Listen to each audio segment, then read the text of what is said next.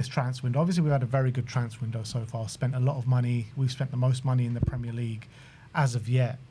And what do we need as players? What do we need to bring in to make it that 10 out of 10 window we're all kind of envisaging when we brought in Tonali and Mateus Fernandes? Because you're looking at the makeup of the squad now. Goalkeeper sorted, defence sorted, 2 right backs, 2 left backs, good enough centre backs, midfield looking tasty. Obviously, it's the front line, right? So what do we need to bring in? How many do we need to bring in from now to the end of the transfer window to make it that kind of 10 out of 10 or 9 out of 10 transfer window? I think to make it that high, you would want a minimum 3. That's for me. You want a left winger, you want a right winger, and you want a striker. That probably brings it to 9. If you make it a 10, you probably sell Sarr, sell Bentancur, get Alex Scott on top of that, and then all of a sudden, or a Gibbs White, and all of a sudden that's a 10 out of 10 window. And all of a sudden the squad is looking stacked, it's looking strong, and that looks like a competitive team. But for me, when you're looking at the front line, obviously that's the main interest at the moment.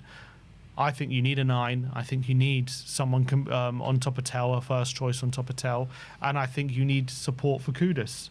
And I think the links at the moment with Gakpo and Savinho, I like them. I think it upgrades our attack. Does it bring us to a stage where those attackers are much better than the other teams in the top 6? No, but it definitely closes the gap than where we were. And then we need a really top number 9. Obviously, the number 9 market is very, very weak at the moment. And so if we're not talking about Osimhen and we're not talking about Krupi, then it's going to be very difficult to get a striker in who everyone's going to be convinced is going to get us the goals that we want for next season. So that's going to be Watkins. Watkins you can go for. So like there are strikers, but there's not loads. There's not like tons and tons of options. But I think that would be the hardest probably position to get. But I think if you're looking at the attack, I think we need all 3. I think we need, and maybe even if you'll make it a 10 out of 10, maybe even another number 10 as well. I think the winger market is looking more scarce than the number 9 market these days. I mean, you're looking at we just thought about wingers who we can bring in that are going to be guaranteed for us, and Gakpo's pretty much the only one we can land on, with maybe a Rashford, maybe a Iliman Ndiaye, these kind of players. With the number 9, I feel like there is a couple more. There's Watkins, like we said. There's Osimhen on. I don't even know if he's on the market, but there is Osimhen. Dusan Vlahovic is on a free transfer right now. I'm sure there's other names that I'm just completely forgetting. Your favoured Chris Wood is there on the market. So maybe there's more players in the number 9 that's more realistic than on the wing. And I've been thinking about Osimhen all night. All night I was thinking about Osimhen, about how we can get this guy to the club. And I was looking at his wages. His wages aren't even that astronomical. Obviously, he would come in as the top wage earner at the club, which would probably be rightly so, he would. But the guy's earning just over 300 grand a week. Is that not something that Spurs could go to? I think it is, with what we've paid for Tonali, and you're looking at the talent that he does have. If we brought in Osimhen, along with the wingers that we're talking about, that puts us into title challenger credentials, in my opinion. Spurs should be doing everything they can to bring Osimhen to the club. Go put down 90 million plus Solanke or something. You know what I mean? Like, why should it be unrealistic that we can't to bring Osimhen? Well, for some reason, there's something preventing all the top clubs going for him. I don't know what the answer is, but financially, he put off PSG and Chelsea financially. Yeah. And I'm not saying that we're poor, but if they're being put off financially, then is the money we're talking about a lot higher than what we think? Obviously, you've done your research and you've seen that figure, but maybe that's not the total thing. Who knows exactly what there's some I've read some other reports suggesting he's on 500 grand a week. So I don't know what exactly to believe. On the books, he's on over 300, unless they're giving him backhander, which I wouldn't completely rule out in Turkey. They could be giving him some backhanders and stuff like that. And also there's the tax issue. So, but I was reading about tax issues in Turkey as well. I mean, high earners in Turkey are supposed to pay 40% tax. Mm. Don't they have like a thing where for foreign people? Yeah, No, that's I why. read that. I looked into that as well. Apparently not. Are you sure? That's what I read. It's not Saudi. It's still a European country in Turkey. No, I understand that. But is he earning 300 grand a week before or after tax? It was supposed to be 300 a week, then they take tax off. That's what the books say. But the books could be wrong. The books could be giving him some other sort of payments in other places. Yeah, it's hard to know, but I think there's clearly some reason why none of the top clubs are touching him, and he's at Galatasaray at the moment. I would love to believe that it's a deal that we can do, and transfer fee wise we can afford it, and we can just make him our highest paid player, and we could bring him one of the best strikers in Europe. I'd love that, 100%. He would be my number one target. But there must be a reason. Otherwise, if it's so realistic, someone would have picked him up. Well, by now he Some wouldn't be a people are suggesting Galatasaray. here saying the Turkish government are paying the tax. So I mean, that I wouldn't put If it that's past. the case, I wouldn't put it past them. I really wouldn't. But like, surely, come on, man. He wants to play in a big league. He wants to compete for the big trophies. At Tottenham, he could do that. I really believe if we were to get Victor Osimhen, it would take us up so many levels. You know, he would come in as one of the best, not in the top 3, top 2, probably strikers in the Premier League. You know, he would be a god here, like he's a god in Turkey. But it will mean so much more, surely, because it's in the Premier League. Look, I would love to will it into existence. Go get him. I think he'd be my dream signing, 100%. I love Osimhen. I thought at Napoli, he was an absolute killer. He was phenomenal. He's strong. He's a handful. He's fast. He's an incredible finisher. We even saw it when we played Galatasaray. He ripped us to shreds in the Europa League. To be honest, everyone was ripping us to shreds. Yeah, no, true. But someone in the comments says it's 40%. That's subsidised by the club, 20%. Okay. So he's paying 20% tax. 20% tax, which is, not a lot. So anyway, I would love it to happen. I just don't know. I don't know if it is realistic.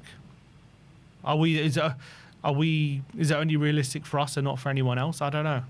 I would love to think that we can get him, but for me, logic states that it's probably not realistic and it's probably not an option. I am slightly worried though that we're only going to bring in Gakpo and Savinho. Do you think that represents a good enough forward line? I do think we could probably challenge still for the top 6 with that forward line. But I guess the expectations going into this window, or the expectations once we were, got going in this window, that the forward line would be replenished with a lot more than that. Yeah, and considering the amount of money we spent in midfield and the upgrades you've made in defence as well, obviously it creates that expectation that we're willing to go big this window. And if you're willing to go big in those positions, you should be willing to go big in the forward line as well. And I think we are willing to go big. I just think it's a lot harder to get players of the required quality that we want, who are gettable.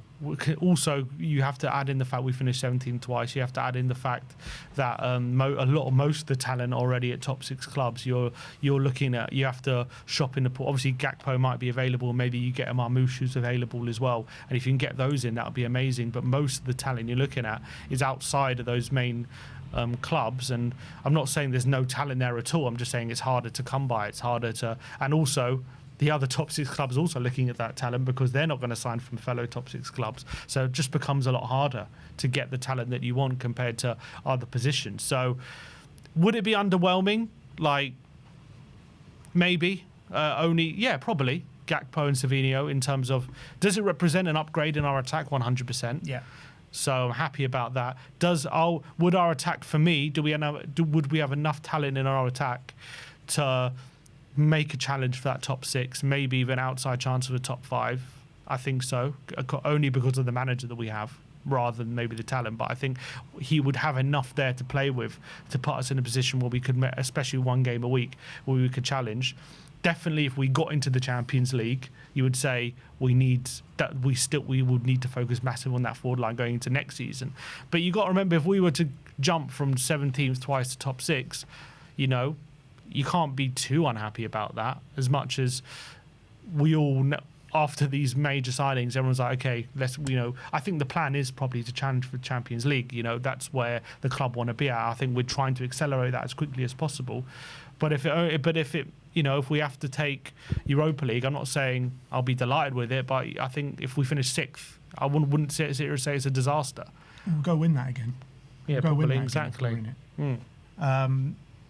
I think Gakpo and Savinho will be what we bring in the forward line. I don't think we're going to bring in anyone else. But what I think as well is that I think they've earmarked Krupi as the one that they want. And I think that they're going to try and go for Krupi with his release clause next summer.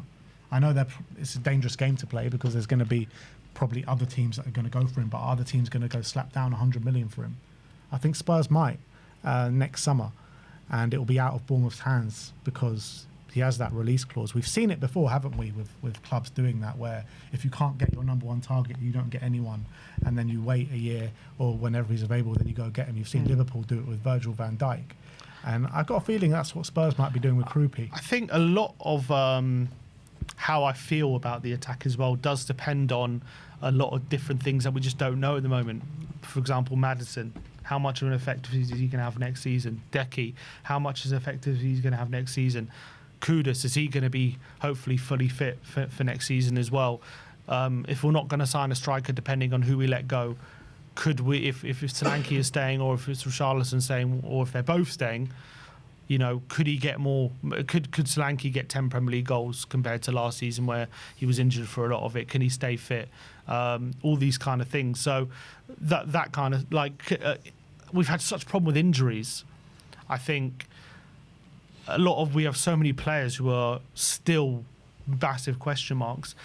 If we can get something out of Maddison and Decky, all of a sudden our attack looks a lot better. And all of a sudden, you know, even with just Savinho and Gakpo, if you have Maddison and Decky added into that, all of a sudden it's looking like we've got options and it's looking like we've got a lot of different avenues for goals. But if they're not going to be, you know, people we can rely on next season, which you can't rule out, which is probably more likely than not, then all of a sudden it does look still looks a bit weak. It does look weak, and the 10 position is concerning, particularly for the first half of the season, because you're looking at Maddison hasn't kicked the ball yet.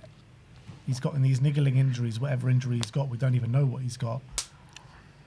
And then you're looking at right here, right now, Conor Gallagher, the only player that can play number 10. Maybe Luca Williams-Barnett, but can you really rely on him right now, a 17-year-old? Probably not. So the 10 position is very concerning with the start of the season. And the 9 position is very concerning as well, having to rely on both Solanke and Richarlison, and no one else can play that. Can he go for Tell in the number 9? I don't know. So those 2 positions are what concerns me the most. I think on the wings, I think the plan is to bring in Savinho and Gakpo, so that will sort that out if we can get those deals done. But number 9 and number 10 is very concerning. I think we should be looking at those markets. I think we should be looking to get Bentancur out the door, to get Sarr out the door, and if Bergval's going to go, that does open the option to bring in one. And you've got Alex Scott and Morgan Gibbs-White. We need to be doing this business, because how can we go into the start of the season with the number 10 looking as it is? Yeah, that's what worries me. That does worry me. Obviously, De Zerbi's the one who sees them, so if he thinks we can rely on them, then fine. But I think from a Spurs fan's point of view, we can only see what we're seeing. And right now, what we're seeing is a player in Decky who's coming up on 2 years. I mean, he's not far off 2 years at the moment, not playing. So when is he going to be back? And when he does come back, what player is coming back? It's hard to say. And Maddison is off the back of an ACL. So how long before he's back to his best and back to his sharpest? We saw a few signs of him last season in the last 7 games, but all last 4 games of the season. But it was literally 5-minute cameos. Well, he looked okay, but it's still got a long way to go till he's at his very, very best. Until he's even able to play more than 20 minutes and then 30 minutes and then an hour and then maybe start. Like, I don't know if he's ready to start even now. So I completely agree. It is that is very concerning. Obviously, Gallagher, I think, could do a serviceable job in that position. He's not my kind of number 10, but could he provide 5 goals from that position potentially? In the first half of the season or whatever, if he's playing in that position, probably. Can he provide chance creation through his pressing? I definitely think so. Could he improve on the ball a bit more than right now? Hopefully, but I still don't think he's going to be good enough in that position for us to be delighted with him playing there consistently, I would say. So we definitely need an upgrade. It hampers our play, right? It's all great pressing and winning the ball high at the pitch and creating chances that way. But what about when we're on the ball? We're going to have a lion's share of the possession next season in the majority of games. So when we've got that possession, who is creating from the middle areas of the pitch? I guess you're probably looking at Mateus Fernandes, but he's going to be playing Tonali. 6 or the 8. Like, we need someone in the 10 that can create on the ball. Yeah. Agreed. So I think that position is concerning. The number 9 as well. Like, I'm not convinced about Solanke. I think Richarlison, I'm happy. I mean, I wouldn't say I'm happy with Richarlison, but I think he can and has proven consistently that he can chip in with goals. So I'd much prefer to keep Richarlison over a Solanke. But it's up to De Zerbi to get the best out of Solanke again, because nobody has been able to do it, probably apart from like a short stint under Ange Postecoglou in the first season.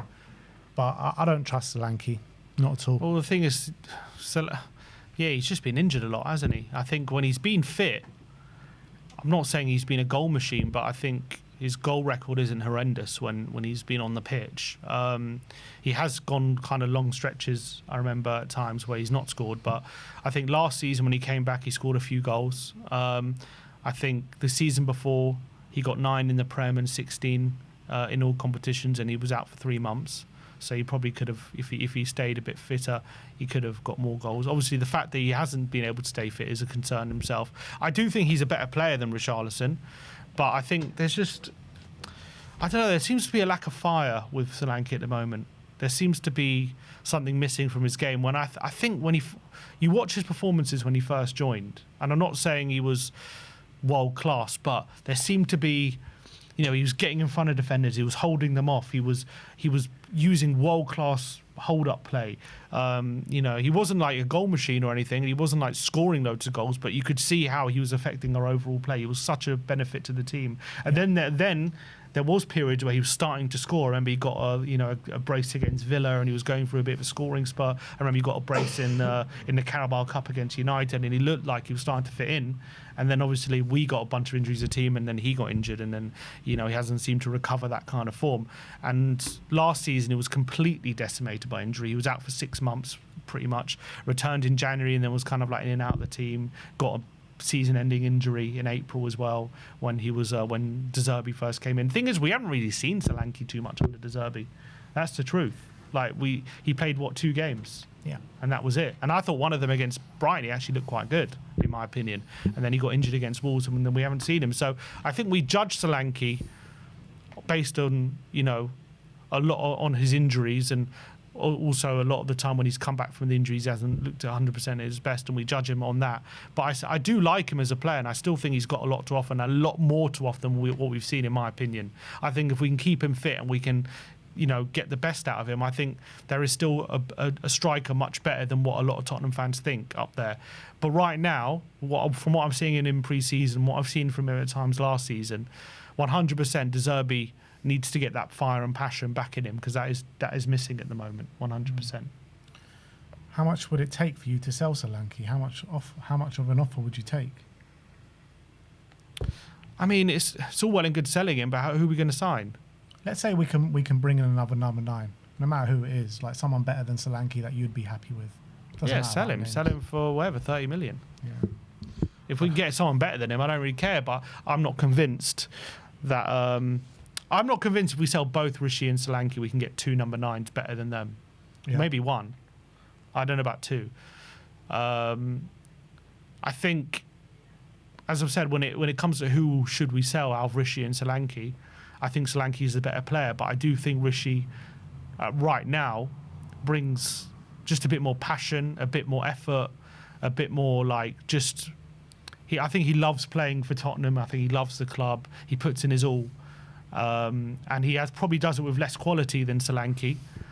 But I think he brings those intangibles. And obviously, I think he's obviously more of a goal poach. He sniffs out those goals a bit more than Solanke does. Although I think Solanke's capable of it, he just hasn't done it as well as Rishi, I think, over the last few years. So I think those elements. I think Richie's goal-scoring record, games is also good. Goals Yeah, per 90, speaks for itself. Yeah, it's good. It speaks for itself. When I just look at Solanke and I just feel like something's off with him. I really do. Whenever you look at Richie, as much as you get frustrated with him, what you're talking about in terms of work rate, wanting it, positional sense, it's all there.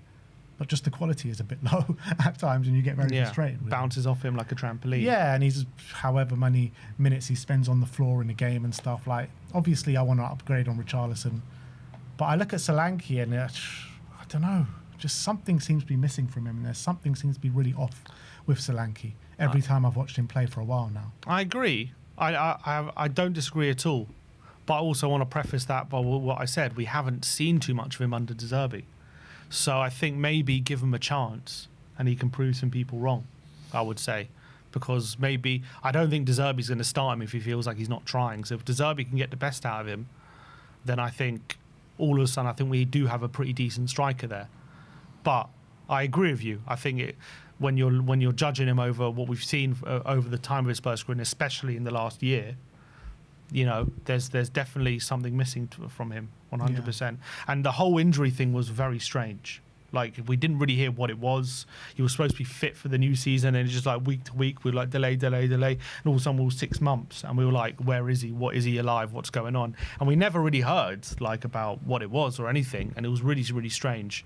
So that obviously gives a lot of fans that uncertainty about him as well, with the fact that happened. So I get the reservations 100%, but I do think he's a better player than Rishi, and if I'm backing De Zerbi to get the best out of either of them, I think I'll probably just about side with Solanke to stay. I'll time with Richarlison, because I think with Richarlison you know what you're going to get. You don't really know what you're going to get with Solanke. That's the thing. So I think in terms of Richarlison, I would much favour Richarlison over Solanke, because it's so. Look, obviously there could be an upside with Solanke, and obviously if Solanke and he gets knuckled down and he starts performing, yeah, fine. But I don't know how likely that is at this stage.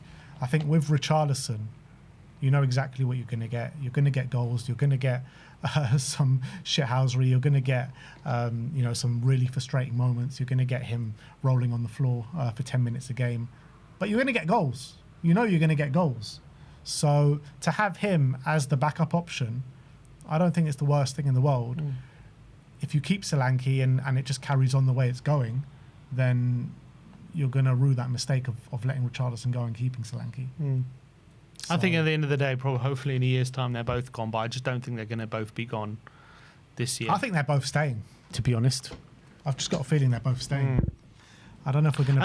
And if they do, as much as it's going to send the whole fan base into meltdown, I can already see the reactions, and maybe they're justified. But at the end of the day, do we have two strikers potentially who are both capable of scoring 10 Premier League goals? I think we do. So, and if they can both do that, I don't think it's like completely unreasonable to say both of them could get 10 Premier League goals. Then that could be enough if you add the quality of Gakpo and Savinho. And hopefully they up the output from the wings and the chance creation from the wings as well. Maybe you could add 5 goals from Gallagher. I'm not even mentioning Decky and Maddison. I'm going to leave them out. But could you add, maybe a few goals from midfield more than we scored than we have before with Fernandes and Tonali. I think there should still be enough there. It doesn't make us favourites for the top 6 or anything, but I think there's enough just to put us in the conversation just about, I would say, even if we don't get us number 9. I'm just not convinced that Solanke's going to do it. he's got it in him to do it. Don't get me wrong. And you're right, you know, both of them performing at a good level. They could get 10 goals each. But I've seen nothing from Solanke to suggest that he can get back to those levels. Richarlison is Richarlison. He proved it last season. You know, he can get those goals. Solanke knows. I mean, I would sell Solanke tomorrow and bring in a Watkins, bring in even an Ivan Toney. I'll bring in over Solanke. You know, I think there are plenty of strikers that you could bring in probably that's going to show you more fight than Solanke's showing right now. If you were telling me, would I swap Watkins for Solanke tomorrow? 100%. I would. It's a no-brainer. So yeah, it's fine. But let's do it. I think we should do it. But I don't know if we will. Well, maybe a swap deal. We should. Yeah, exactly. Let's ship him off to Villa. So look, I think there's a lot of work still to do. We need those wingers in. We need a striker in. We need a 10 in. And then there's also the situations, what if Spence leaves? Do we need to bring in another fullback? So, I mean, this month is going to be crazy busy, isn't it? Yeah, I think there's going to be a hell of a lot of business going ins and outs. It's going to be a mad month. Considering July, actually, when you think about it, was a relatively quiet month. We didn't sign a player. And I don't know who left, who was big, but like Lancashire, pretty Lancashire, much. So there was a lot of rumours flying around, but nothing. There was actually a bit of a standstill in the actual stuff getting completed. So I think it's all going to ramp up again over this month. Yeah. So how many? Not how many do you want? How many do you think we're going to bring in?